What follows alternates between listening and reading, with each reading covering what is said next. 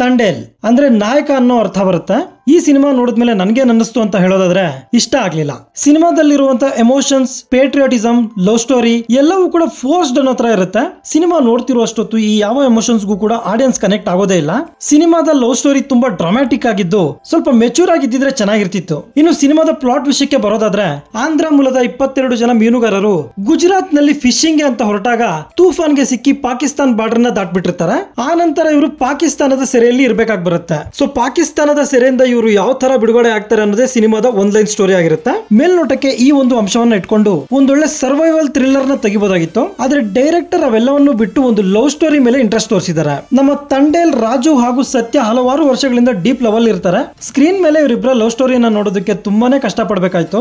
ದೇವಿಶ್ರೀ ಪ್ರಸಾದ್ ಅವರು ಈ love track ಗೆ ಕೊಟ್ಟಿರುವಂತ ಬಿಜಿಎಂ ನ ಸಿನಿಮಾದಲ್ಲಿ ಪದೇ ಪದೇ ಯೂಸ್ ಮಾಡಿದ್ದಾರೆ.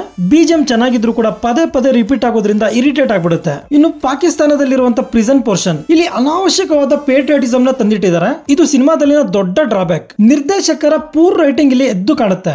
ಸಿನಿಮಾದ ಕೀ ಪಾಯಿಂಟ್ ಆಗಬೇಕಾಗಿದ್ದ ಲವ್ ಸ್ಟೋರಿ ಹಾಗೂ ಪ್ರಿಸನ್ ಪೋರ್ಷನ್ ಈ ಎರಡೂ ಕೂಡ ಸಿನಿಮಾದಲ್ಲಿ ಸರಿಯಾಗಿ ಕೈಕೊಟ್ಟಿದೆ. ಸಿನಿಮಾ ಸಿಕ್ಕಾಪಟ್ಟೆ ಲ್ಯಾಗ್ ಇದ್ದು ನಿಮ್ಮ ತಾಳ್ಮೆಯನ್ನ ಪರೀಕ್ಷೆ ಮಾಡೋದಂತೂ ಗ್ಯಾರಂಟಿ. ಈ ಸಿನಿಮಾದಲ್ಲಿ ಮ್ಯೂಸಿಕ್ ಹಾಗೂ ಸಿನಿಮಾಟೋಗ್ರಫಿ ಆನ್ ಪಾಯಿಂಟ್ ಇರುತ್ತೆ.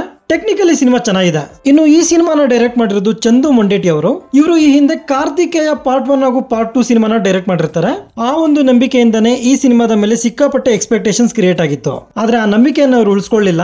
ಗೀತಾ ಆರ್ಟ್ಸ್ ಅವರು ಈ ಸಿನಿಮಾನ ಸುಮಾರು 85 ಕೋಟಿ ಬಜೆಟ್ ಅಲ್ಲಿ ತಯಾರು ಮಾಡಿದಾರಂತೆ. ಈ ಸಿನಿಮಾ ಇಷ್ಟು ಬೋರಿದ್ರು ಕೂಡ ಸಾಯಿ ಪಲ್ಲವಿ ಹಾಗೂ ನಾಗ ಚೈತನ್ಯ ಅವರ ಅದ್ಭುತ ಪರ್ಫಾರ್ಮೆನ್ಸ್ ಇಂದ ನಮ್ಮನ್ನ ನೋಡ್ಸ್ಕೊಂಡು ಹೋಗುತ್ತೆ. ಸಾಯಿ ಪಲ್ಲವಿ ಅವರು ಈ ತರದ ಪಾತ್ರಗಳನ್ನ ತಿಂದಾಕ್ತಾರೆ. ಬಟ್ ಶಾಕಿಂಗ್ ಏನಂದ್ರೆ ನಾಗ ಚೈತನ್ಯ ಅವರ ಪರ್ಫಾರ್ಮೆನ್ಸ್ ಈ ಸಿನಿಮಾದ ಇವರ ಪರ್ಫಾರ್ಮೆನ್ಸ್ ಅಲ್ಲಿ ತುಂಬಾನೇ ಇಂಪ್ರೂವ್ಮೆಂಟ್ ಕಾಣಿಸುತ್ತೆ. ಅಂದಹಾಗೆ ಇದೇ ಕಾನ್ಸೆಪ್ಟ್ ಅನ್ನ ಇಟ್ಕೊಂಡು 2010 ನಲ್ಲಿ ನಮ್ಮ ಕನ್ನಡದಲ್ಲಿ ಮತ್ತೆ ಮುಂಗಾರು ಅನ್ನೋ ಸಿನಿಮಾ ಬಂದಿತ್ತು.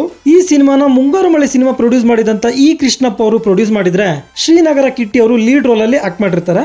ಮತ್ತೆ ಮುಂಗಾರು ಸಿನಿಮಾ ತುಂಬಾ ರಿಯಲಿಸ್ಟಿಕ್ ಆಗಿದ್ದು, ಇಂಡಿಯಾದಿಂದ ಅರೆಸ್ಟ್ ಆದಂತ ಖೈದಿಗಳನ್ನ ಪಾಕಿಸ್ತಾನದ ಜೈಲುಗಳಲ್ಲಿ ಯಾವ ತರ ಟ್ರೀಟ್ ಮಾಡ್ತಾರೆ ಅನ್ನೋದನ್ನ ತುಂಬಾ ರಿಯಲಿಸ್ಟಿಕ್ ಆಗಿ ತೋರಿಸಿರ್ತಾರೆ.